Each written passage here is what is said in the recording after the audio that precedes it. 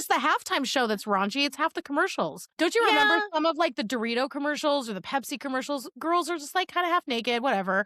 I mean, it's not like the worst thing in the world, but certainly not content for. Like, you're sitting in the sanctuary of your church in like beach chairs watching people gyrate on each other. Like, maybe don't do that. Welcome to Rivera and Reeves, the podcast where we break through the bias, report the news, and occasionally trip over our soapboxes while ranting about the headlines. Every week, we tackle the biggest stories with sharp analysis, unfiltered honesty, and just enough sarcasm to keep it fun. So pull up a chair, grab your coffee, and join us as we wade through the spin, because the media is trash and we have zero patience for their nonsense. Hey friends, welcome back to another episode of Rivera and Reeves. I'm Mercedes and I'm here with my friend Rachel. Say hello, Rachel. Hello, Rachel. Hey girl. Hey. How was your weekend? Gosh, I don't even remember it because it's Tuesday. But I can tell you that today has been a day. It's only like 12:30, right? Yeah, it's like we're potty training. I legit had to turn down an event in Washington for tomorrow. I saw that. Yeah, that looked really fun and I was excited to go, but I'm like, no, I have to get this potty training under control. And once you start, you can't be like, oh, I'm going to take a day off. A day off. Right? And I'm not going to give that to like my poor kids to handle. So, I mean, they're already helping, but whatever. And then, so we're doing that. And then my daughter saved up her money to order this really nice LP for her record player. And it finally became available on Amazon and she grabbed it. She was so excited. She spent her money. And the USPS mailman, our favorite guy, his name is Prince, by the way, he came up to the door and handed us the box and said, I am so sorry. It's completely empty. Somebody stole the record from inside the box. The box was completely empty. Oh, wow. And so now we're like, it's no longer available at Amazon because it's a hard to find LP. And she's just sad. So there's that. And then just like, and then you have to like figure out the whole process of getting it refunded. And it's probably like a different vendor. Yeah. And I mean, first world problems for sure, but it's been a crazy morning. And then trying to like do homeschooling. And then my daughter had an accident on one of her sister's beds. And then I spilled broth on my foot. Like just those things. It's just been yeah. How about you? Well, we spent most of the weekend up at camp, which was lovely. Yes. But then, I came home on Sunday and then literally all my feed was just about Bad Bunny. Super Bowl. Yeah. It was just a bunch of Bad Bunny and booties. Yeah. Like there was just people's rear ends, a sea of rear ends. And I don't need that. I don't want to see that ever. So it was uninvited. I love how you say that. It's like a bunch of booty. Just it was so much everywhere. It was a lot. But yeah, so today we're going to talk a little bit about the Super Bowl, but it's not going to be like the feature. We have quite a few things to talk about. We got the Super Bowl. We got some new Epstein file developments, probably an unpopular opinion here and there throughout the episode. So it should be fun. It'll be a real good time, my friends. Oh, yeah. But if this is your first time here, welcome. You have found your new favorite podcast. Make sure you hit that follow button wherever you're listening. We're on all major podcast apps, on YouTube, and also our primary platform, which is Substack. If you are a paying subscriber, you will get this episode the moment we hit, not record, because that would be right now. We hit publish. I hit publish because Rachel doesn't do anything about that. I don't. But I will tell you what I did do today that turned the day around before we get started. Okay. I rolled through my local Chick-fil-A, and you all know my feelings because they got rid of the styrofoam cups. Yes. But they're doing their they're retro cups right now. Is it 75 years, 50 years? I don't know, 75 years. And I got one of the fancy, it's like plastic, but like thick plastic. And I got this one. And I got one with little teeny yellow chicks on it. It's really, really, really cute. And so that's my happy. It was actually funny because Rachel I can't even remember what you told me. Oh, you told me to write my post about the Super Bowl is what no, I told you to write it without thinking and share your raw, real emotions instead of guarding them because you think too much about it. I do. I said, if you blow up and go viral, because this always happens to me where I'm like, I help someone out and then they get famous and I'm over here like, hi. So I told her, if your post goes viral and you get like 400,000 followers, and invited to be a part of like Daily Wire, I would like my thank you note to be in the form of Chick-fil-A gift certificates. That's what I want. And that's where I said I'll get her a whole box of styrofoam cups with lids, and I'll have them that would smuggled be into Virginia. totally worth you going viral for me. I'd be fine with that.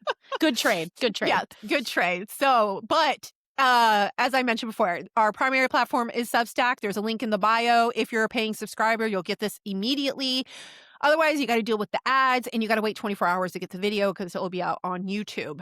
So, yeah, click that link. Let's talk about Okay. Let's talk about the Super Bowl. Whoa. Okay, I don't even know where to start off Okay, with do you this. watch the Super Bowl normally? Okay, so I had the Super Bowl on because my husband was like, well, I have friends who are watching the Super Bowl and I don't want to be left out. So I want to Okay. watch the Super Bowl. So I was He like, had cool. FOMO. Yeah, a little, Super which is Bowl fine. FOMO. Whatever. Yeah. Yep. So we had it playing in the background. I was reading my book, which I don't even know where my book is right now. I'm almost done with. Okay. So I'll be updating my book list. Mhm. And of course, the Super Bowl itself was actually boring for the first 2 quarters. Right. But the real topic of conversation was the halftime show. And not just the halftime show on the Super Bowl, but the dueling halftime shows. So once it was announced that the Super Bowl was going to have Bad Bunny, who is Benito, also is his first name. I forget his full name. I know his last name is Ocasio, but it doesn't really matter. Anyway, he is a Puerto Rican trap rapper. Okay. What's a trap rapper? So he's a trap and rap, like he's a rapper and his genre is trap. And trap is just like, if you think rap music is in general, like crass, Yeah. like trap rap is like more crass. Ew. How Like, is that possible? Do we it's- have a trap rapper in America that is like mainstream that I would know? And not that, No. I mean, Bad Bunny seems to be relatively popular in the world, but I just mean like that I would recognize because I did not know who Bad Bunny was before this whole debacle. Yeah, I can't think of a single one off the top of my head, but it's also just not my genre. Right. But you know, this is the youth's music, especially back home and in a lot of in Latin America. And when you say back home, you mean Puerto Rico? Puerto That Rico, is where you're yeah. from. Okay. In case anybody's new, If Mercedes you're new to the Puerto podcast, Rican. it's just brought in this whole other element into the Super Bowl halftime show. So he has been around, like he's new to most people here in the United States. But he has been around. I remember the first time I heard him was probably like at least 10 years ago. It may have been someone a was little bit saying more. he was still working at a bodega in like 2015. It wasn't a bodega. It's so funny that people keep calling it a bodega. I don't know what it is. I just know that's what some white person told me. Yes, yesterday. it's an icono, which icono someone who's is like never been to Puerto Rico told me. It's a major chain grocery store. It's a smaller grocery store, but it's like a major chain grocery store in Puerto Rico. So he was a, like, I don't even know if anybody is really interested in this, but he was a bagger. He was in college. I think he actually grew up like mom was a teacher, dad. He grew up like, you know, kind of in the suburbs, like country kind of area. Mom's like a devout Catholic. Like he must love his lyrics then. I'm sure she is thrilled about what he's singing about. Like this is, and he just took off because he started putting music up on SoundCloud at the time, and that turned into a whole thing. And yes, I am also aware that he had not his first album that was signed, like his first one that was signed was like an independent label, but the second one, the owner of that label was actually a Venezuelan Chavista. Like he was like in the Chavista regime in Venezuela before he left it and then started this label. It's all connected. Yeah. So I'm completely like, people are like, what do you think? Look, the guy left Venezuela. The question is like, where did the money come from? Does this mean that Bad Bunny per se is some kind of Venezuelan why socialist do you have to care? plant? Why do you have to care at all? You don't even listen to his music. Like, why? Yeah, well, and honestly, like, let me tell you that his politics and his ideas are not like rare or unique and would have only be explained to would be a plant of Venezuela. Like these are politics that exist Yeah. in the United States, on the Yeah. island, like in general. Like it doesn't require some influence from a record label. He's not even in with that label anymore. You know what I Yeah. mean? So Yeah. like yes, I am aware. I just don't think I it's am not aware of any of this, so thank you for informing me. We did not watch the Super Bowl halftime show. We were watching Olympics, like well, that's retro what I wanted Olympic to watch, videos, but and then we flipped to the Super Bowl to see the score. Watched about like 5 minutes, and my girls were like, "I'm bored. Can I go do something else?" And I was like, "No, we're spending time together. It's Sunday." And they were like, can we please not watch this boring game?" But honestly, we're a soccer family, so things are a little bit more fast moving, and the whole like we're gonna go to commercial break after like 2 minutes. every Like, there's move. one play, and Yeah. it's like, oh, it's the first down. Let's take a 4-minute break. Oh, it's the second down. Let's take a 4-minute break. So, but we did we watched the TPUSA one, and then I went back and subjected myself the next morning to the halftime show at the Super Bowl. So that's what I did. All for you guys. Oh, for you guys. Well, Mhm. it was interesting too because Rachel messages me and she asks me, "What'd you think?" Yes. And I wrote a post about it, and I don't want to go real deep into the post because the post has my personal feelings, which Yeah, it speaks for itself. Go read it if you haven't. I'll cover here, but it also has like a whole bunch of other contexts Mhm. that kind of explains a little bit more why. Because like she asked me, "How did you feel about it?" And frankly, like the only word I could come up with is annoyed, Yeah. as like a general. Yeah. Annoyed with the Super Bowl, annoyed with the And I politics, think annoyed with TPUSA, yeah, annoyed with like I Bad was just like Bunny. You were annoyed just with annoyed in everything. general. Where I was like, I don't ever watch a Super Bowl because I'm annoyed every year with the halftime show. I pretty much hate it all the time. I Well, am, and here's the you thing: know, is like the halftime. It's not. I'm not like ever since Justin Timberlake accidentally exposed Janet Janet Jackson's Jackson. boobies. Yes. Yeah, which thankfully I was actually watching that Super Bowl at church, and the Yep. church had switched over because just Mhm. in because like a proper like that's what you probably Yeah. should do if you're watching the Super Bowl at church. Or just like churches shouldn't have a Super Bowl party. I don't know. I have thought that since my church had one back like 20 years ago. I'm like, why are we doing this? Please don't do this. Because it's not just the halftime show that's raunchy, it's half the commercials. Don't you remember Yeah. some of like the Dorito commercials or the Pepsi commercials? Girls are just like kind of half naked, whatever.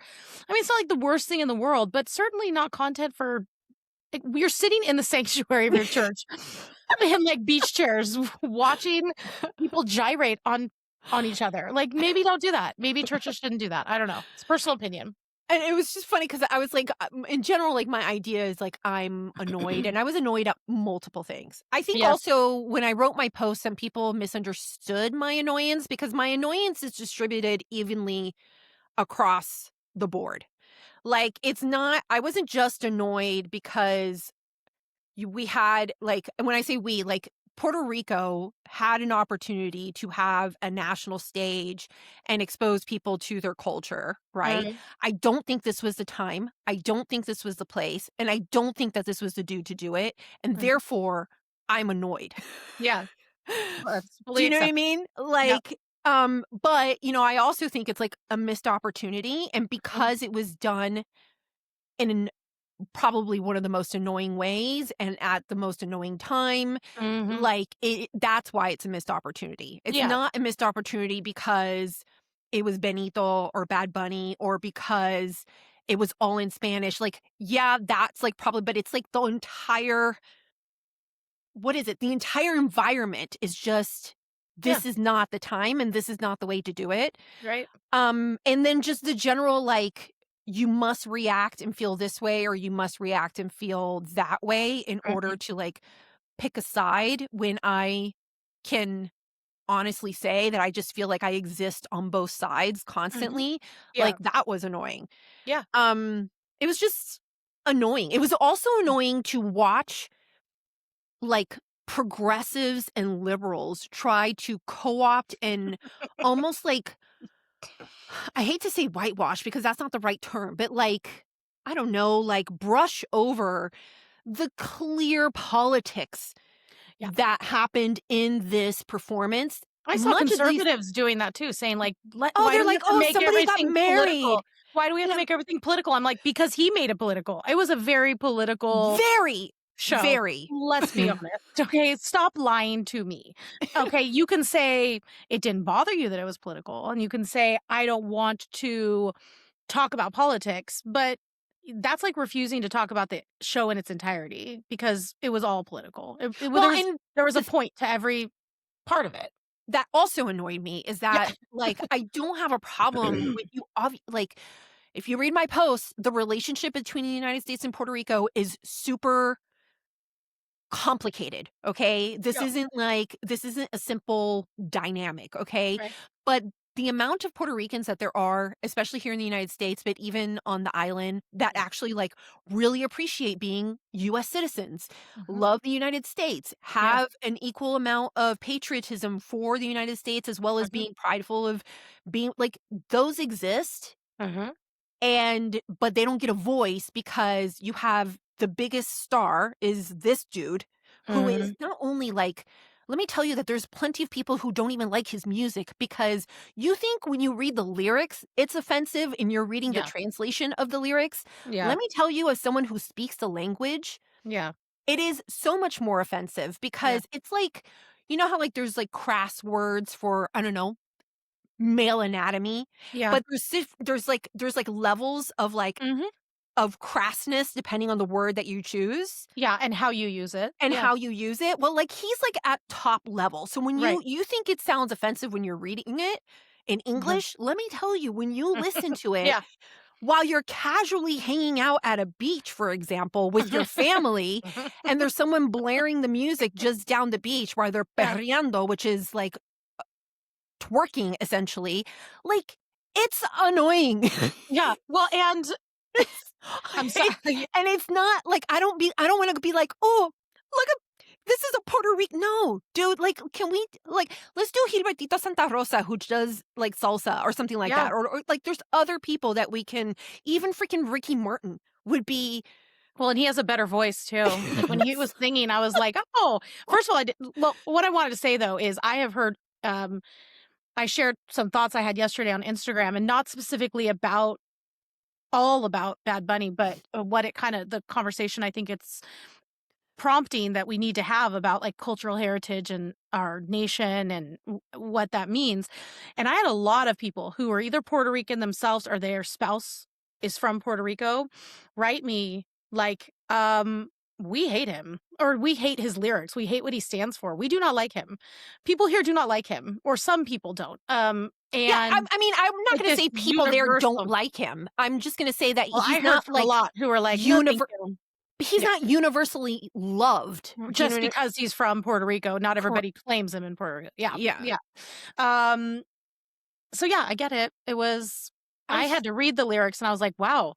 Like my friends listened to hardcore rap in high school, some of them, not all of them, and that I found offensive. And I was like, that's tame compared to what this bro is putting out. And then I happened to be subjected to a video of him at one of his concerts. And I did not know where to put my eyes. I was like, this dance he's doing, how quickly can I turn this off my screen? It was offensive itself. So I just, anyways, but I think the problem, what I think you said that was correct is there's other people who could have more appropriately and artistically represented the culture of Puerto Rico, because I don't have a problem with some music during halftime being in Spanish. That's happened before. Like Yeah. Shakira sang Spanish one year. Like there's lots of people in America who speak Spanish. I didn't have a problem with that so much. And I didn't even have a problem with the representation of the culture in Puerto Rico. I thought some of it was actually really pretty and well produced. But that's not what he was doing. He wasn't highlighting the beauty of a a part of American culture. It was, I don't know, it wasn't, I'll put it this way, it wasn't because he was from Puerto Rico that I did not like his halftime performance. And it wasn't because he spoke he's saying in Spanish, although I do think an entire halftime show Is ridiculous. is weird and Yeah, I not think it's weird. appropriate at all. I even said this, my husband and I were watching it, and I was Yeah. like, I'm trying to think of what event do we have back home in Puerto Rico Right. that is like quintessentially culturally ours. Yeah. And then you would have, I don't know, Kid Rock come in and Yeah, it's not gonna perform. happen. It's just Like, not. and Because people would and be we upset about it. yes, 'cause Rightly so. they get it. Like, they get it. Now, this could have done well at like, I've been to, World Cup games where something like this could have been showcased and could have been appropriate and beautiful because it's an international event. This isn't an international event.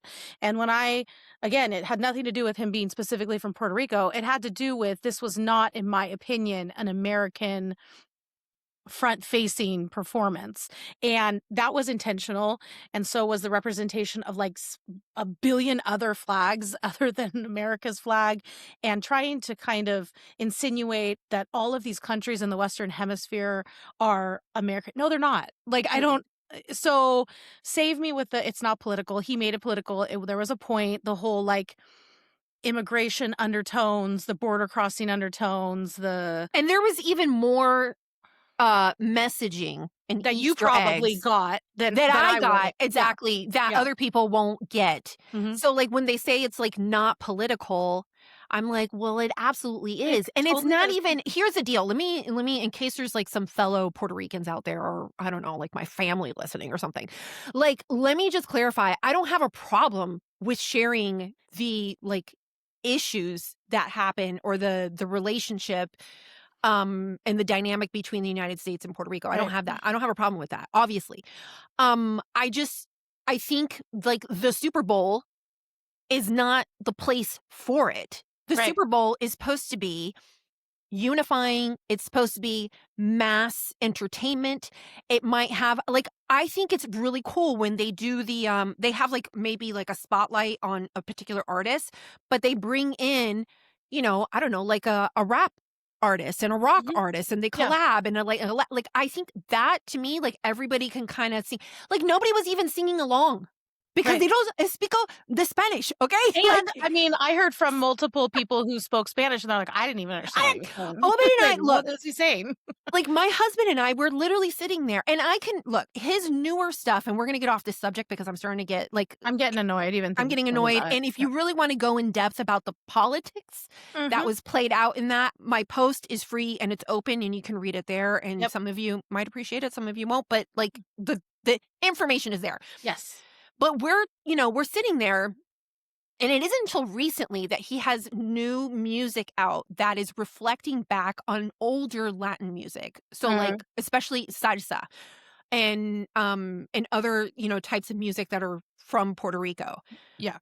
Like trap and rap and reggaeton and everything like that is new. It's newish. It's like from when I was in high school forward. Okay. Okay.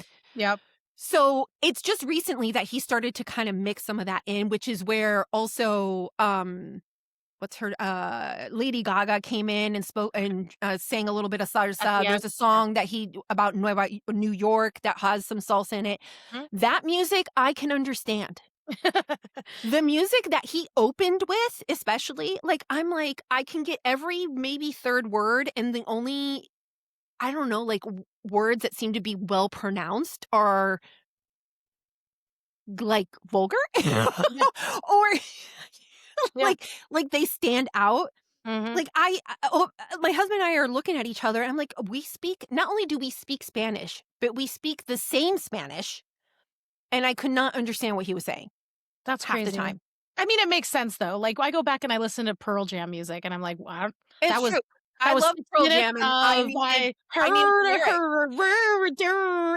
like, I Look, have this no idea what this isn't guy said." the mumbling and the hard Yeah. to understand lyrics is not exclusive to Bad Bunny. Of course It's not. just like, because obviously, like you said, I mean, for how long, I think Tracy Chapman's Oh, yeah. song about fast cars or Fast whatever, car, yeah. yeah, I think I screwed up the lyrics there for a while until I Yeah. got Right. the lyrics in my hand. Yeah. It's It's not just exclusive to him. no, it's just the compounding of like, this is clearly a play.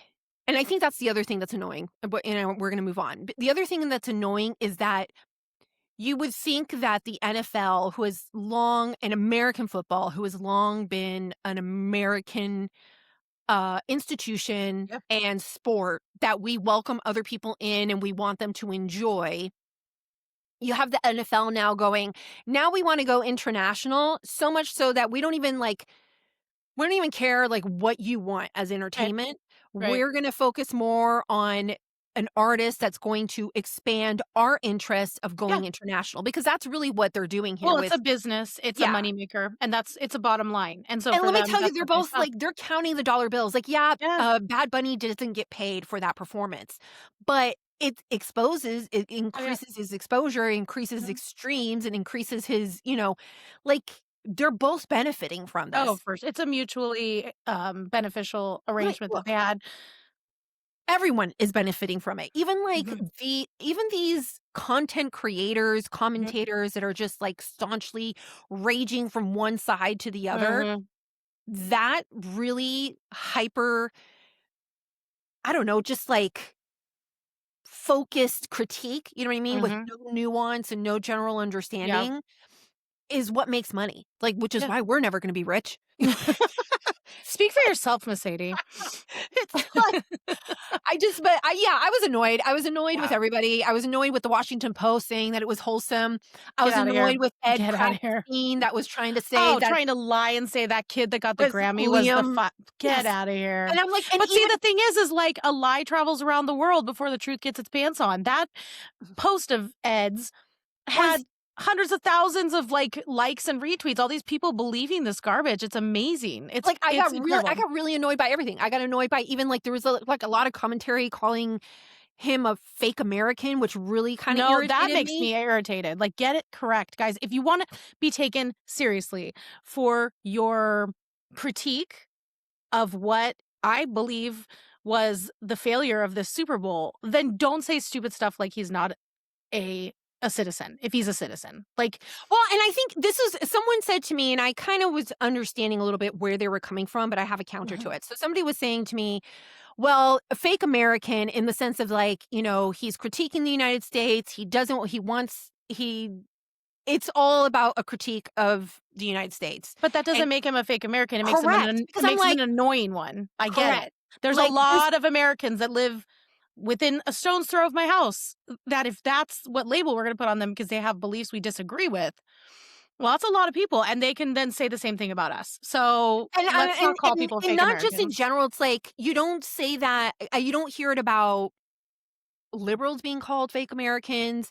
You Right. don't even like people who are talking heads who are clearly immigrants, Mhm. but because they're speaking English, I Right. guess, and because they're a talking head, that, even though they're hating on the United States just as much as Bad Right. Bunny does, like, Yeah. nobody's calling them a fake American. And it was just Yeah. like really annoying. Yeah, I don't like that. It makes you a wrong-headed one. It makes you annoying American. I'm like, But come on, if you were born here, I'm sorry. like, let's kind of Yeah. think through that one a little bit more. But anyway, I don't like. I want to move on from it because, like, Yep. I've had an interesting 72 hours or so Yes. since, Yeah. like, I'm just like, I choked. I was like, I'm not being serious, Don't you guys. you're asking for a comment right now. I know exactly what you're gonna say. I was like, can we just like, can Trump do something else? Can we just do something else to change the focus off of Bad Bunny and the Super Bowl? Because Good job couching that comment. Well I know. done. I'm like, I'm over it. Speaking of things that are in the news and that I'm probably going to have unpopular opinions on. So let's talk a little bit about the newest development in regards to the Epstein files. Now, All if you right. guys are first time listeners here, we are not Epstein file, uh, what's the word I'm looking for? Connoisseurs. Yeah. Okay. Well, we're not making people happy because we're not dedicating both of our platforms and this podcast to So Epstein like, files exclusively. And yeah. people are telling us we must or we don't, like, this is the biggest story in America, and if we don't dedicate all of our time to dissecting, understanding, exposing, and talking about it, that we are protecting elites. And I've been told that multiple times now. Like, why Okay. haven't you done more? You're protecting someone. I'm like, okay. I'm potty Well, I training, think guys. so I'm my potty thing is training. yeah. Oh, potty training. The other I'm thing is, potty like, training. I don't know, like, there are millions of documents, and I have Yeah. not been following there are some people who have been following this story Yeah, from for years. conception for Yeah. years. Mhm.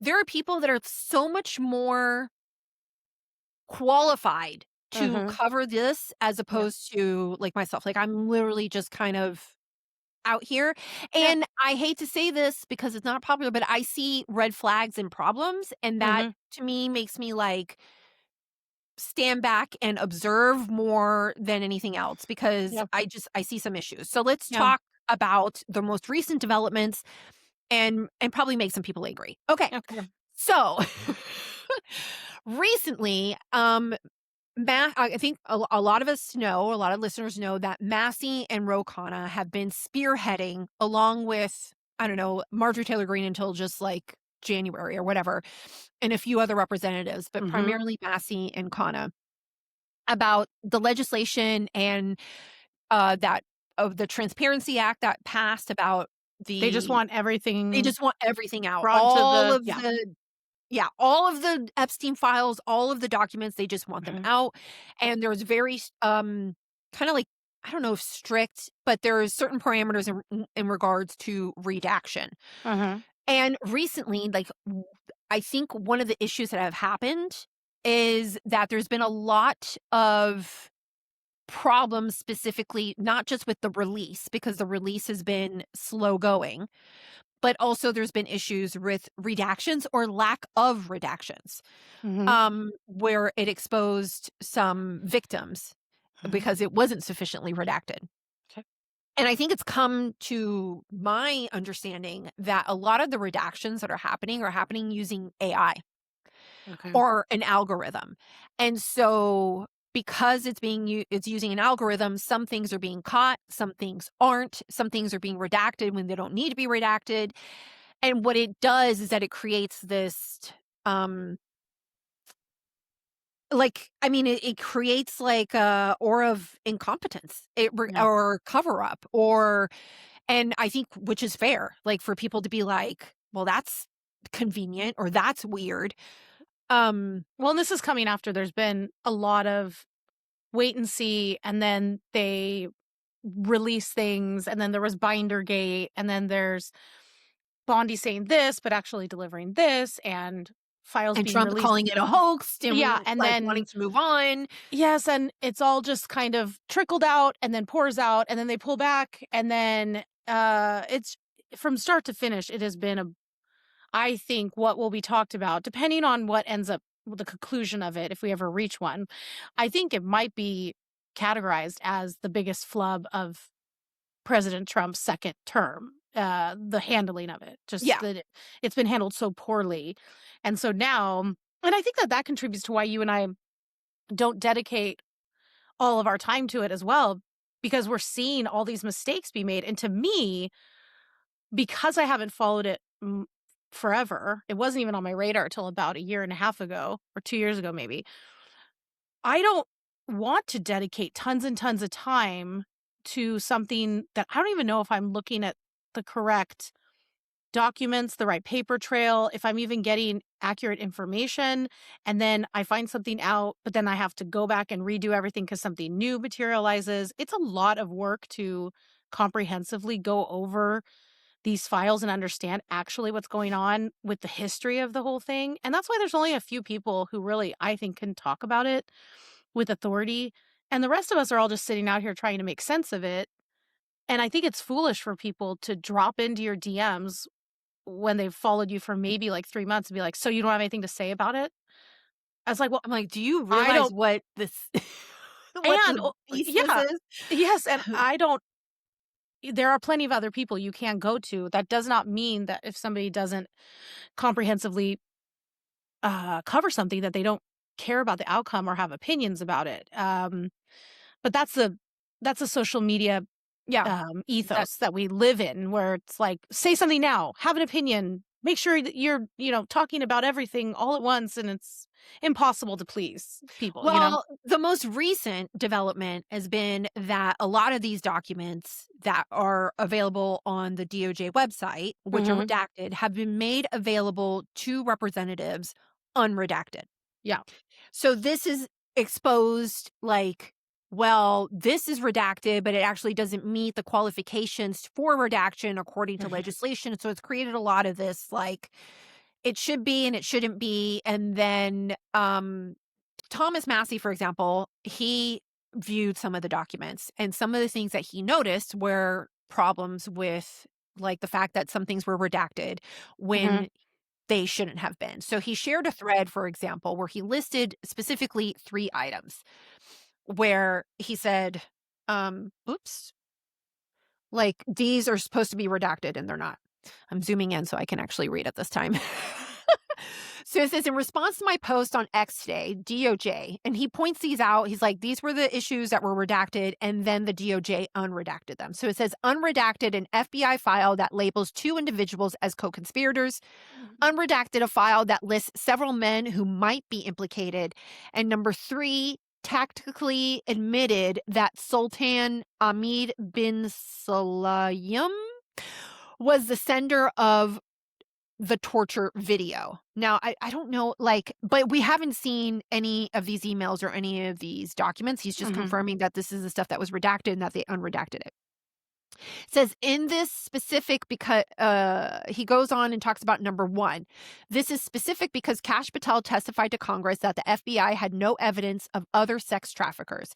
This is FBI's own 2019 document listing Wexner as co-conspirator in child sex trafficking. It wasn't unredacted until tonight. So Lex Wexner, he Mhm. was, I think, the owner for a Victoria's while. Secret, Abercrombie& and Fitch, The Yeah. Limited, stuff And like that. so and Epstein was a big like, he was his primary finance Yep. manager.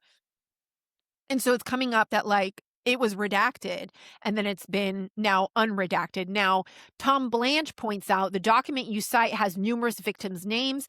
We have just unredacted Lex Wexner's name from the document, but his name already appears in the files thousands of times. So there's a lot of this, like, back and forth going on. Mhm. Massey also says here DOJ acts as if they were justified in redacting the men's names simply because the document contains victims' names. Tonight they learned you can redact victims' names while still publishing the other names per our law. And then the final one, this is on the Sultan with the video. It said, until tonight, no one knew who sent the torture video to Epstein. I went to DOJ, unredacted the email, and reverse search the email to discover it was a sultan's. Our law requires victims' information to be redacted, not information of men who send Epstein torture porn. Sorry about that, but that's what it says. Yep. And honestly, like, if you think that riles you up, if that just even hearing those kinds of terms, these Epstein files are not something that you wanna dig into or look at. They are disturbing. There's a lot of stuff in there that is not for the faint of heart. So I would recommend not. And I think that people need to respect that there are some people who just are sensitive to certain things and don't want to go digging into these files as much as you want to demand that people understand and share and have a conclusive opinion. This is a hard case to. It's not just the content itself that's hard, but I'm going Well, it's the to acceptance that this is part of our culture and that there are people either in charge currently or have been recently that are involved in this and how deep it goes. but the other challenge that and this is this might be I don't know how this is going to be received, but I'm just going to say it. So the other challenge here is that these files are Mhm, investigative files. They're mhm, not, a lot of them have tips. A lot of them are unconfirmed or they've been debunked or, it's years of research. And this type of information, when you're doing an investigation, mhm. this material is not usually made public because people don't know exactly how to process it. They find one document in documents of 3 million Ugh. and they think they have found a smoking gun, and then later it's revealed that the information was either Was incorrect inaccurate, or yeah. inaccurate or couldn't be corroborated. And like that's the challenge here, especially when you're dealing in a world and a time of information where it's just like people just like they do a word search, they find a document, they publish it, and they're like, Mhm, here's the evidence. And a lot of that happened, I don't know, like a week or two ago, where it was like there was claims of cannibalism mhm, and, trafficking and, just all kinds of wild, insane claims.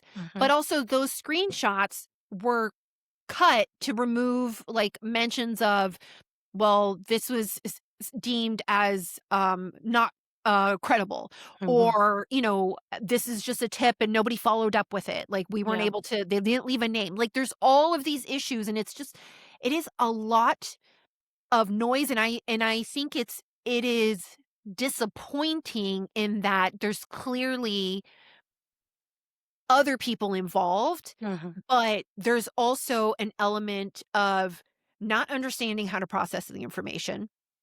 There's an element of people having political motives to make sure Oh, and, yeah. deflect on other, it's either the Clintons or these Democrats, or it's either Trump and Lutnick. You know what I mean? Mhm. Like it's this constant back and forth, and it's almost meant to make people crazy. Yeah. Well, and to keep them hooked. It's like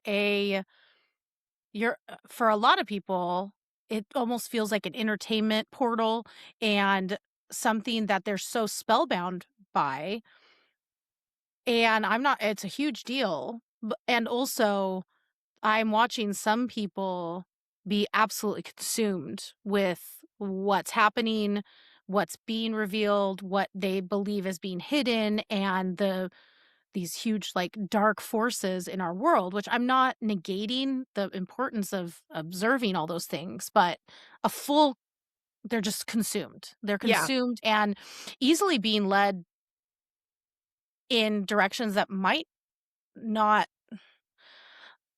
that just aren't good, again, because they're getting swept up in their emotions. I'm viewing it somewhat like I did with the conspiracies around Charlie Kirk's death, in that Mhm. people they have such heightened emotions because it's such a sensitive topic that they're watching, especially influencers that are just whipping people into a frenzy. Again, it's important to talk about this stuff, and get to the bottom of it. Justice needs to be served, but I mean, people are just really, uh they're so upset about it, and, rightfully so, but so upset at other people who might not have the same amount of information, or who aren't necessarily getting themselves embedded in it, if that makes sense. Well, and I think, so Massey and Khanna came out, Khanna came out, and they had reviewed the documents, and then Mhm, they made claims mhm. that there's 6 individuals that should not be redacted. So I'm going to play a clip on them covering that or talking about this. But what I saw that bothered me were the names of at least 6 men that have been redacted that are likely incriminated by their inclusion in these files. So that's the first thing that I saw. It took some digging to find them. Then I'll let you talk about what you saw.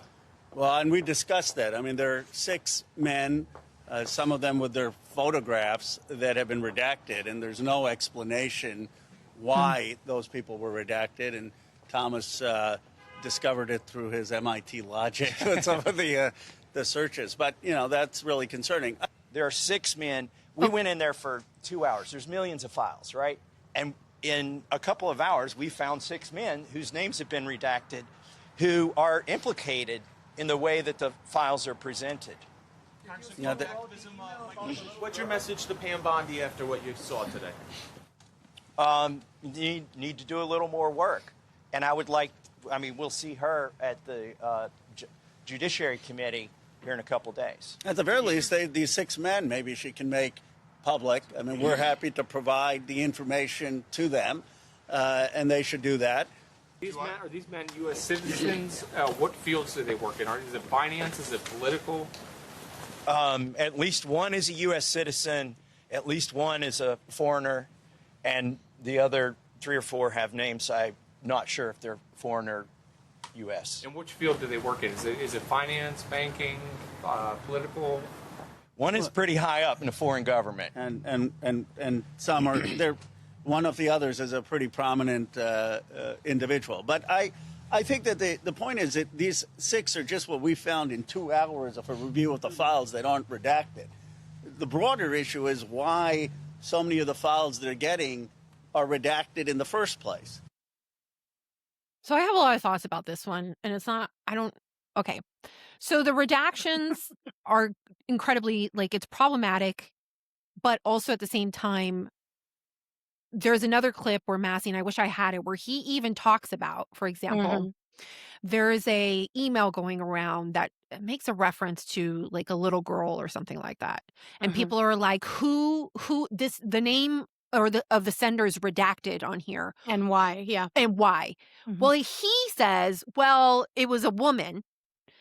And because it was a woman and the algorithm basically says to redact all women, you know, it was redacted, and it remains to be seen on whether, like, are they a victim? Are they implicated? Did they participate? Which then brings in Anna Paulina I was just Luna's, gonna say. I was yeah, just gonna bring that up. Yep. her post where she says, and I don't know if I have it, but she oh yeah, I do. Okay. So in this post, she points out a uncomfortable but, you know, like, relevant issue, which is that it has become very apparent that Jeffrey Epstein was grooming some of his victims to become traffickers. Some of the most horrifying emails being widely circulated are not from men, but from women who claim to be victims, hence some of the redactions. Once you turn 18, you are still engaging in trafficking children. This is a choice. At that point, you are no longer a victim, you are a co-conspirator. To be clear, not all victims are guilty of this. However, it's a fact that some of them are. Yeah. Yes, you heard that right. Some of the women claiming to be victims help traffic children. Clearly, this is just the tip of the iceberg. That's important to recognize, but it's important to recognize the facts. And that kind of goes along with things that Jessica from House and Habit has been saying, because she's been, you know, waist deep in this for Ages. years. Yeah. Where she's saying, listen, I'm not saying that horrible things didn't happen, but I am saying that some of these quote unquote victims who are out there, you know, in Washington, D.C., kind of on a publicity tour, really, in some ways. And we talked about this in the past, that people don't like talking about it or insinuating that this could be the case. But like Anna Paulina said, there's a reason, and I don't know it yet. There's a reason why they are not standing out there and Giving names. naming all of the people that victimized them, and that should be questioned. Well, and also, you know, where people say like, well, they could be sued. Okay, well, first of all, I think that public opinion is on their side, so that's one. Well, and hey, Elon Musk said he would pay for anybody. Exactly. Legal fees. Will take care of your legal fees. Yeah. Also, Massey and Khanna could say the names on to members of Congress. Yep. And they would be protected from any type of, I think, Correct. what is the I forget what I it's forget called. the name. But where you can, it's like a free speech debate clause that allows congressmen in the moments of debate and exposing information to like be protected if it's shared on the House floor. Yeah. So they could go, they have even said that they'll read the names. Even what's her face? Green said that she was going to read the names, and then she left and never did any. Like, these are questions, though, that should be asked. I understand that it might be inconvenient for some narratives, but I think it's important. And that doesn't take away the fact that Jeffrey Epstein was gross, that Ghislaine Maxwell, like, was complicit and aided him in trafficking young women towards him to help him, that Lex Wexler is definitely weird and suspicious and probably partook in, I mean, but I don't have the evidence. I can't tell you whether he did, but like, but it's just saying more than one thing can be true. Like, we need to be able to hold multiple truths at one time. I know that's hard. I know we're all learning this together, but this can be the case. It could be the case that he was kind of a monster, and it can also definitely was. And then it can also be the case that some people that we want to, because we want things to be clean and make sense and fit into, you know, black and white boxes, but that's rarely how it works. And we have to be able to say there's a possibility that, this is not that it might not be all that we think it is. There's other things here. And I actually don't think that and I've said this before in past episodes, Mhm. this whole concept or this whole idea of just release the documents and expose everyone, I don't know. I think that's actually not a good thing to do. I think that creates more, and not only is it not a good thing to do because I'm like concerned about innocent people being implicated just because They they happen to dropped be at a Jeffrey party. Epstein an email or something Right. like that. Right. There's that element, but also because of the people who are truly victims Mhm. won't actually get the justice that they deserve Mhm. because of all the noise and all the chaos that gets created by just dumping these Yes. documents out for the public for everyone to pick apart and use for their own personal interest or Right. political interest, or for them to implicate or digest and give their 2 cents when they don't have a complete understanding of the depth of like what a full investigation like this Mhm. merits and Deserves. looks like. Yeah. Yeah. And so that's another, like, it's for both. It's like, I don't want innocent people to be implicated, but I also would like for victims to actually get justice. Yep. And this isn't the way to do it. I mean, we've seen AI pop up. Like literally, there was a rumor that Epstein was in Israel Mhm. alive and walking around. Oh, yeah, the one with the picture of him with a beard? Yeah. Yeah. And so the BBC, like, there's clear evidence that that's an AI generated image. The Hebrew is gibberish. There's Mhm. like a watermark on it that is, I think, the Google AI. Like, it's not real, it's generated, Mhm. but people, I mean, obviously I don't know how to read Hebrew, so I have no Mhm. idea if that Hebrew's gibberish. Yeah, You know what I again, mean? it Like, travels around the world real quickly before being debunked. That's just the way it is now. and then, there's just a lot of, and then most recently, like, to, bring up the Republican side, Mhm. you also have the issue with actually Howard Lutnick right now is People faced are some, saying that he's gonna step down. yeah, I don't Yeah. like, I have right now the administration is not calling for him to step down, but Mhm. there are both people like Republicans and Democrats that are calling for him to step down. Yeah. And he was asked about, because he had been on podcast, and he said, and you guys know that I'm a fan of Lutnick. I think he's, Mhm. as in like a personality, I think he's a funny guy. Mhm. I can't really Yeah. tell you him professionally. I just think he's a funny dude. Yeah. But Lutnick had to testify today up on the Hill on commerce, Mhm. and he was asked by Van Horn, I think, specifically about the recent emails that came out that showed that he, after claiming that he hadn't spoken with Epstein since like, I think like 2005 or 2006 or something like that, Yeah. where he said it's like, I haven't done anything personal with him in all that time or whatever.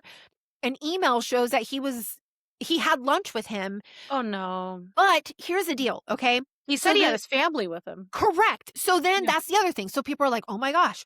So Lutnick had lunch with Epstein on Epstein Island. Well, the context that they also like, look, that's a problem in of itself because obviously he's already been prosecuted. You should not be, You know you yeah, know like, what don't he's done. socialize with the guy. Stop it, But guys. it wasn't like he was doing, I don't know, Epstein, Ish things. yeah, he was with his family and another family and their nannies, and so he was asked about this, and this was his response. Lutnick, I think you understand the root of concern here. It's the way you described very emphatically your first encounter with him in his apartment, said you were disgusted, would never have any contact Van Hollen, with him that's his again. name. Did you, in fact, make the visit to Jeffrey Epstein's private island? I did have lunch with him as I was on a boat going across on a family vacation. My wife was with me, as were my 4 children and nannies. I had another couple they were there as well with their children, and we had lunch on the island. That is true, for an hour, and we left with all of my children, with my nannies and my wife, all together. We were on family vacation. We were not apart. To suggest there was anything untoward about that in 2012, I don't recall why we did it, but Mr. Secretary, again, as I said, there's this right here, I think, is a representation of like the problem in Mhm. regards to Epstein. So like Lutnick, I don't think he was part of a child Some trafficking ring. grand conspiracy. Yeah, or grand conspiracy or anything like that. But Epstein runs in the financial world and Mhm. circles of New York City. Yeah. So does Lutnick. Okay. And unfortunately, people, for their own self interest, which is the problem, and people do this who are rich, and people do this when they're poor, but for their own self interest, are willing to overlook problem like issues Yeah. either because and they'll tell themselves either they know it and they're completely overlooking it, Mhm. or they hear rumors about it but then they dismiss it. Yes. Do you understand what I'm saying? Oh, yeah. And then, there's like, we're running in the same circles. This is business. He's literally his neighbor because they're all like in the same neighborhood. So I'm on vacation. I know Epstein has this island. We're running around on a boat. Hey, we could have lunch with him maybe. Let's pop over here, have lunch. It'll be nice. And then we'll go on about our business. Mhm. Is that still like a problem with like, this is how business is done? Well, yeah, I Absolutely. mean, it's a problem, but it also doesn't make him a criminal for keeping bad company. Like, that's just Correct. Well, if and we that's a can't challenge. start prosecuting that, I mean, The that's just question, an error of judgment. but then the question is that clearly, like, okay, so it's not a criminal issue, but Mhm. what about the politics of it? Right. Oh, yeah. I Because that's mean, completely different. yeah. And so I it think that all of the people not all of the people, but I definitely think when it's exposed that you knew about what he'd done after, was it 2005, his court so case? he had 2. He had one in the middle 2000s, like Yeah. mid-2000s or something like that, and then he had the other one where, like, then I Yeah. think it was, like, 2012, So, like, in the middle 2013. 2000s when it was broadcast what he'd done, he was found guilty. Like, you knew that.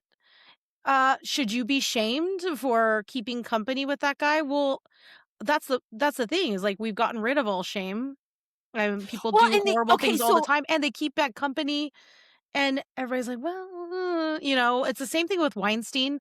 All of mhm, these Hollywood elites parading around with that guy, they all knew what he was doing. All of them. They yes. had to have.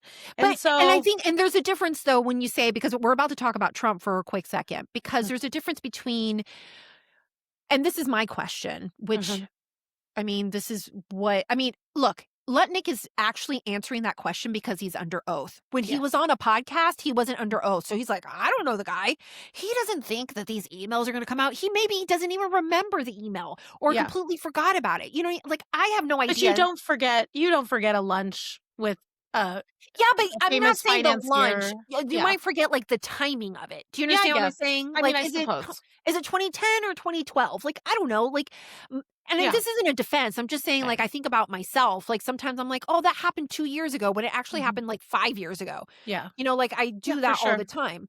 So, my question here, though, is, like, when you start I lost my train of thought. So, we're talking about Trump thank goodness he stopped doing what was my train of thought? So they're running in the same circles and You were then talking about the they knew. politics of it. Okay. Yeah. So then the question is like, what is it that everybody knew? Mhm. Everybody knew that he in fact had been prosecuted and served time for the first time I think it was like solicitation of a Mhm. minor or whatever, Yeah. which is like an insane thing, but okay, whatever. Yeah. Or is it because you heard rumors that he did stuff and everybody kind of talked about it, but nobody really confirmed it? Like the Weinstein situation, maybe there was rumors, but not Mhm. necessarily charges. Not any of it's good, but it's like at what point, like when you say everybody knew, what does everybody knew mean? And I bring this up too because I'm first of all, I'm just like I'm trying to process like how people have conversations. Mhm. But most recently, another thing that's been going around is a 2006 phone call that Trump did Yep. to a Palm Beach police to the Palm Beach police chief. And now granted, this document is a 2019 document that is accounting for something that happened in 2006, just to provide context to everyone. And this is like an interview form. So it's not under oath or anything like that, but it is a police chief that is talking about this. Okay. Mhm. And in this document, he says that the police chief claims that Trump called him and said, "Thank goodness you're stopping him." And then he also said that Maxwell is evil and to focus on Maxwell. Huh. And interestingly, this is being covered two different ways, depending if you're on the left or if you're on the right. Okay. Okay. I mean, I know how I framed it. I put it in my Instagram stories and I was like, well, this is going to bust up some narrative for Okay, well, the I'm left. going to play Devil's CNN. advocate. Let me guess. No. I'm going to play CNN for you, and I Mhm. just want you to notice how it's played. Okay? Okay. Play. Okay. Joining me now is Julie K. Brown, award-winning investigative reporter for the Miami Herald, whose work was instrumental in exposing the extent of Jeffrey Epstein's crimes. She's also the author of Perversion of Justice, the Jeffrey Epstein Story. Tonight, Julie, you have new reporting for the Miami Herald in a piece titled "Trump Told Palm Beach Police Chief Everyone Knew About Epstein, Maxwell Was Evil." So, Julie, your new reporting in the Herald tonight is about comments then Citizen Trump allegedly made to the Palm Beach police some 20 years ago about Epstein and Maxwell. Can you just walk us through it? Yes. To put this in context, this was in July of 2006, and it was right around the time that Epstein was arrested and that there were stories in the media about him being accused of having sex or sexually abusing minors at his mansion. And it was right after that story broke in Palm Beach that Trump called the Palm Beach police chief, who he knew well because, you know, Trump knew a lot of people in Palm Beach, including the chief, and made this comment to the effect that, everyone knew. First, he wanted to thank the police for finally stopping him because, again, Epstein was finally arrested at this time, and then said everybody knew. And he also goes on to describe to tell the police to really take a good look at Maxwell because she was sort of the quote unquote operative and she was evil. And he also mentioned that he had been in some kind of a space with Epstein and a bunch of teenage girls. It bothered him and he said, I got the hell out of there. So this is in the context of Trump finding out that Epstein is really being scrutinized now for what he was doing with underage girls and coming to the Palm Beach police chief and saying, well, thank you. Everybody knew he was doing this. So it sort of contradicts some of the statements that Trump has made in the past, saying that he really didn't know anything about what Epstein was doing with underage girls. Now, have you gotten comment from the White House on this? Because we asked the administration for comment. We got a DOJ official told us, quote, "We're not aware of any corroborating evidence that the president contacted law enforcement 20 years ago." Well, they could look in their Epstein files because this is a FBI document that's contained in the files, which we've attached to the story. And also I sent to them. They sent me the same statement. So, I don't know what they mean by corroborating, but this is a document that is clearly in the files that, as I said, I sent to them. You can tell there that it is because he was asked during a press gaggle at one point, did you know anything about Epstein and minors or anything like that? And he's like, no, I didn't know anything. So now the talk, like, it depends on who you're talking to. So if you're on the right, it's like, oh, this is evidence that he did kick him out, that he wasn't friends with him, that he didn't partake or whatever, wasn't part of this ring, and that he was grateful that they were taken care of. But then also, if you're on the left, they're saying, well, he knew. Why didn't he do anything about it? Why didn't he call him out? Why didn't he expose it? Why is he saying now that he didn't know? Well, and I think that this is like, as a Republican who voted for Trump, this is the problem with their really quick off-the-cuff messaging. It's the same thing with, and I don't even want to get into it, but the viral video that went around last week or over the weekend from Trump's Truth Social account. And you have Caroline Levitt coming out and saying something about it quickly, but then it's all jumbled because it's fast and they're moving fast and they're trying to get ahead of things, and I get it.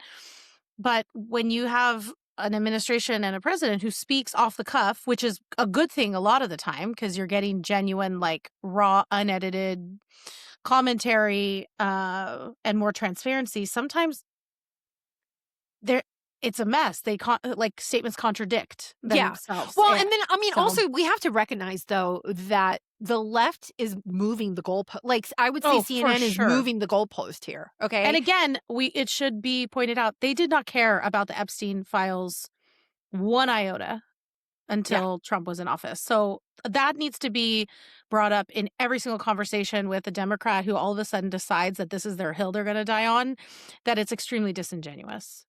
Well, and I mean, we have to also recognize that the only reason that it became something of interest to Democrats, especially when we're talking about like the influencer class or whatever, is because, especially activist class, is because they believed that it would in some way undermine or take down or implicate Trump. Yeah. And so forth. That's not happening. So as opposed to like him participating in this, cabal or whatever, now it's like he knew and he didn't say anything. Yeah. But then my question comes, this is where, is so frustrating when you're dealing with a president, like you said, that just talks off the cuff and isn't clear in some things and is like, how often does he say, well, everybody knows, or this is the greatest of all time, or this is the most amazing thing that ever happened? Like, so then my question is like, when you are dealing with a person that doesn't just like,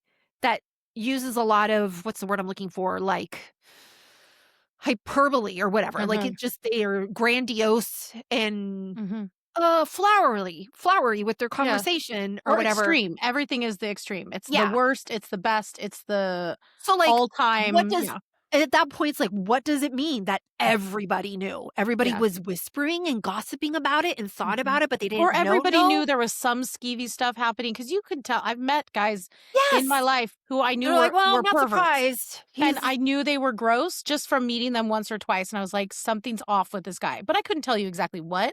I just knew I wouldn't want to be in a room alone with them. Right. So is it knowing? Or, to coin.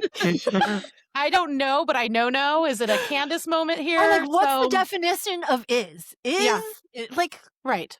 That's, I acknowledge that that's annoying. Correct. So it's like, regardless, there is no question. And then it contributes to people getting frustrated with the administration, people not trusting the administration. Clearly, Trump is annoyed with Epstein. And it's annoying because he's annoyed with Epstein because it's taking the focus off of the successes of the administration and the accomplishments. And which is kind of unfortunate because it's like, well, you should also be concerned about, I don't know, like the problematic underground, but they're all like in it in some way, either it's like what is it, 7 degrees of separation. Or bacon or whatever. It's like 6 maybe degrees of separation. Thank you. Whatever. Maybe I'm not directly affiliated, but because I'm affiliated with someone who is affiliated, and then it becomes like a whole like problem. Yeah. And it's what it is exposing is just like how this circle is so small and how they do business. And that skeeves people out. I think it does. Yeah. Because they're kind of getting to see how the sausage is made. And in these upper echelon elite circles, lots of stuff is unsavory. Yeah. And there's compromise made all over the place. Well, and I think, look, I think it's fair, obviously, to call people out with like, why are you willing to overlook this? But I think a lot of people also just want people to be like arrested or ruined and decimated. It'll just make them feel good. And I don't think that's going to happen. And because of that, people will never be satisfied, and they'll also never really believe that they've gotten all the information. Yeah. And that's why it's like this entire thing it's a lot. And like, kudos to anyone who's investigating it, honestly. It is a lot. It is. And it's been severe. I think it's been really mismanaged by the administration. Yeah. But it's, it's also clearly a political like ploy by the Democrats and by Ro Khanna and Thomas Massey, frankly. Yeah. Like there are other ways that they could do this. They could just call, they have protections and they're like, well, like Massey just said, well, see, I told the DOJ to unredact it and they unredacted it for all those who are telling me that I need to like say it from the floor. I'm like, okay, so they unredacted it, but the victims allegedly claim like they have allegedly or will allegedly give you names. Yeah. They like, just did a Super Bowl commercial about it. Yes. Didn't they? Like it is a publicity stunt So in a are lot you of going ways to for a tell lot me, of people. okay, at least do this. Go to the House floor and tell me, look, all of the names that have been implicated or unredacted so far are the people who have victimized these victims. Yeah. Say that. Or something along those lines where people can kind of like get their bearings, but it's just they just keep like turning No, it. it's a political stunt too. It is. And I know that people don't want to think that, and they want to think that people like Massey and Ro Khanna have the most pure of intentions, and perhaps they do, and we're misreading this, but we have worked in politics enough to know that generally that's not usually the case. So there's always another election. There's always a deal that needs to be made with someone else. And so that's why we're like leery of things like this. Which is And I also just don't I'm very leery of prosecuting people in the court of public opinion without like we have seen time after time after time where people have their reputation and their businesses decimated, destroyed because of allegations. Yep. That turned out to be either completely not true, but the or damage was done. The damage was done by them. And nobody comes back and says, "Oh, I'm sorry. Yeah. Let's give you back your business. Let's give you back your reputation. Let's, start you over again." Like, nope. and so I'm not gonna just like I could be on Instagram right now telling people about cannibals and I don't know, like Michigan and 13-year-olds and all kind of wild, uncorroborated stories. And let me tell you, I would be getting views and clicks up the wazoo. Okay.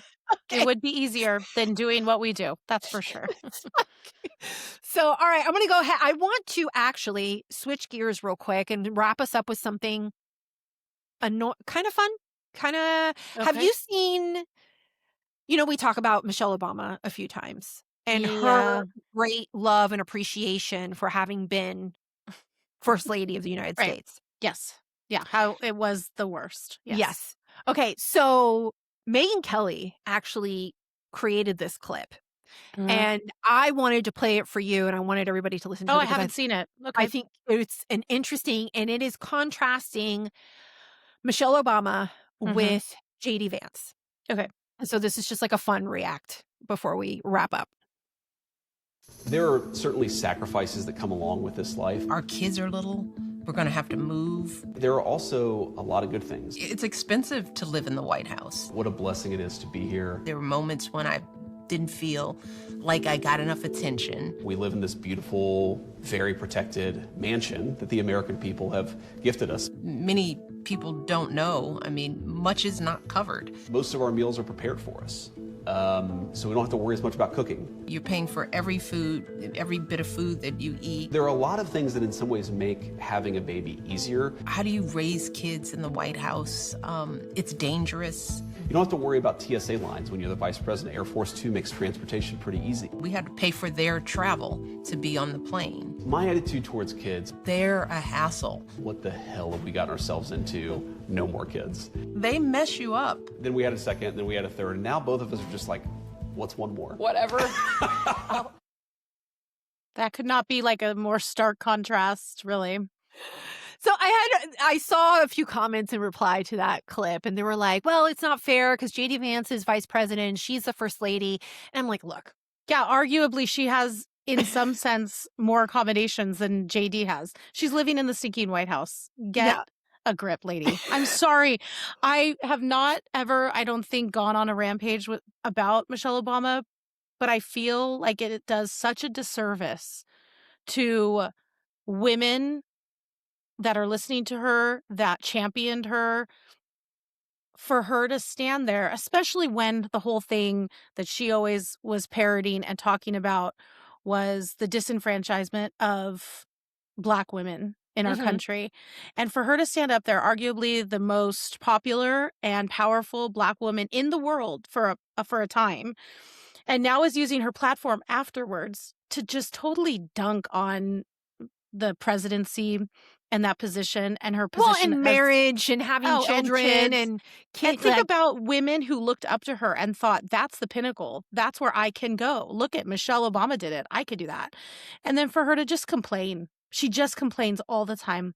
You didn't get enough attention. Girl, you are on every Vogue cover. You're That one to me is everywhere. like, It's but you know where that's coming unreal. from? That Well, I did not get enough attention is that I didn't get, that my husband got more attention than I did. That's Yeah. where that's coming from. And how very vapid and selfish for you. If my husband was the president, I would be so excited to ride his coattails. I would be singing the praises of this country that gave my husband and me an opportunity. And to be grateful to be a part of history. And I'm sorry, you had to pay for all your meals? Oh, you mean like me? Like my family? Like every other family in America? I'm so sorry that happened to you. That you had to pay for groceries, Michelle. Like, you got to be kidding me. And it's rich too, coming from a party that would probably look at that and go, oh my gosh, she had to pay for all of her groceries, when they're always all complaining about how, we want no kings. We don't want to, everything costs too much. We're always spending too much money on the parades and the Air Force One and gas to take these presidents everywhere. Well, okay, pay for something. Like, I don't know. The whole thing is just irritating. Well, I think it's very also kind of representative of how like a Democrat politician versus a Republican politician will view public service. Well, and how you're entitled to something because you're giving up your life. Yeah.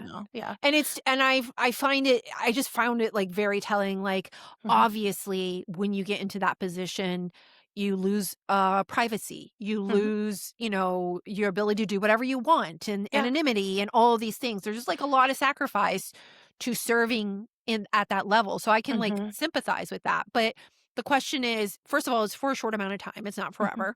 You chose it. Yeah, correct. You chose it. And, like to spend that dwelling on like how you weren't seen enough and how this was awful and how I mean, how many years has he been out of office now? It's like, move on. And she's move on. She's still on this tour. And that's her entire podcast is still like, it's ridiculous. Gosh. I think too, what it made me the first after I came out of my extreme annoyance phase when I was watching that video, I think it highlights too their upbringing and their background. And JD Vance came from little to nothing. Yeah. I think weren't we talking about one time, like he didn't even have a pair of pajamas, like he slept in jeans, so he finds pajamas like unnecessary. This is a boy who was raised by an alcoholic, drug addicted mother, raised by his Mima, had very little by way of money, food, all these things. And so now for him, this opportunity, which I'm sure his entire life until like it happened, he thought it was out of reach, impossible, it would never happen to someone like him. And so, of course, people like that are often more grateful because they look at it totally differently than someone. And I don't know the ins and outs of Michelle Obama's life, but she certainly had privilege that. Well, I mean, if you compare it in regards to economics, specifically, she was she was in a 2-parent home, her, even Barack's, even though he was raised, I think primarily by his mother, he didn't grow up with his father, but he grew up in an educated home. You know what I mean? Like with other extended family, like their home life was stable. Yeah. Versus and JD's was absolutely not. So for him, his outlook on life, even for I think people should be able to observe this, even if he's not their favorite or not their, their guy. His outlook is fundamentally going to be different than Michelle Obama's. And that comes through in the way you talk. I mean, what's inside your heart, it pours out. And she just every single time, every clip I have heard from her in the last year is just her complaining. It's just her complaining about everything, about white women, about the presidency, about clothing, about being Black in America, about children, about her marriage, about her husband. I mean, what a sad place to sit. You know what I mean? Yeah, it's not. I'm not like, I don't really want to like. She must be really fun at parties. At Can you parties. imagine her?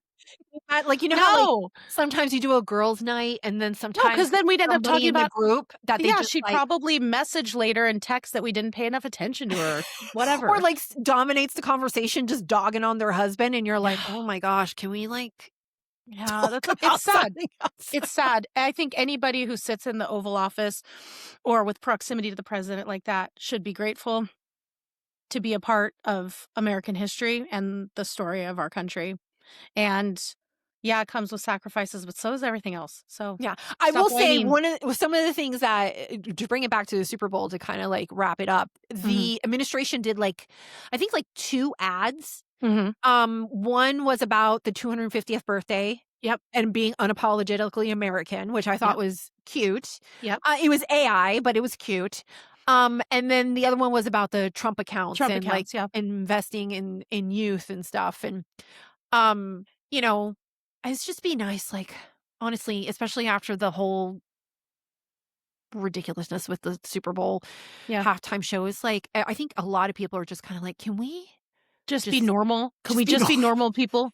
Thank you. Out. Can we just be normal and do normal things and not be crazy? That would be excellent. So yeah, I'm probably just gonna watch the Olympics tonight. I'm like, call it a day. We've been watching like old vintage Olympic, videos, like of the old school. I showed them Mary Lou Retton and, when Carrie Strug got hurt, showed them Christy Yamaguchi and Tara Lipinski. When I even showed them like Tanya Harding. I was about to say, did you show Tanya Harding? Oh, heck yeah, I did. And they're like, wait, she did what? And I know. I was like, oh yeah, it was crazy. And so we got to talk about that. And we've been watching some of the Olympics. The ice skating, actually, I grew up watching ice skating all the time because my mom loved it. It's been, U.S. is doing pretty good. Yeah, it's been good. And there's also an American couple who are married. They're like one of the Chalk older and Bates, right? Yeah, they're doing good. Really good. Yeah. So it's been fun, even though it has been. Like I wrote about it and stuff like that, but it's been a nice little like just reprieve. Yes, just like yes. Let's just watch some ice skating. Yes. Yeah. So, all right, I'm going to go ahead and wrap us up for today's episode of Rivera and Reeves. If this is your first time here, welcome. You have found your new favorite podcast. Make sure you hit that follow button. No matter where you're listening, we're on your favorite podcast app. You can do it, Miss Sadie. You can do it. On YouTube and our primary platform, which is Substack. For paying subscribers, we release the audio and the video ad-free the moment I hit publish. You also get a bonus episode once a month, the last Saturday of every month at 11:30 a.m. We do Unfiltered Live, where we live stream literally our podcast and paying subscribers get to engage with us in the chat, which is the first time we did the first one in January, and that was a lot of fun. So please join us. I need to look at the date. When are we? Anyways, is today Tuesday? Okay, yes. We have one more podcast episode before Valentine's Day. So I think I'm going to come up with a fun question or game. Also, we have the State of the Union coming up on the 24th. That's right. Well, that's another one. Excellent. So we might actually... Many things. Maybe we should do a live react on that one too. That would be kind of fun. It can be long and it's late and all they do is clap. So I don't know. Rachel's like, absolutely not. I have to go to bed. I do. Like, you know me, I peace out. I even went to bed on election night at like 12:30. I'm like, that's it. This is too much for me. So people, I'm real. I can't do it. I'm out. Well, if you want to join us for our unfiltered episodes and the live chat, please consider becoming a paying subscriber. We appreciate and love every single one of you who join us and who support us. It means a lot. Also, if you are ever interested in subscribing to our individual Substacks, drop me a DM and we have exclusive Exclusive discount codes for Rivera and Reeves subscribers. So just shoot me a DM. Let me know, because Rachel's not going to answer. They get lost in her DMs. Okay. You can email her, but that's also sometimes a crapshoot. Okay. Wow, I'm good with emails. Thank you very much. All right. Well, that's it. That's all I have for today. We'll see you on Thursday for another episode of Rivera and Reeves. And here's a reminder that the media is trash and we have no tolerance for it. Okay. Bye. Bye.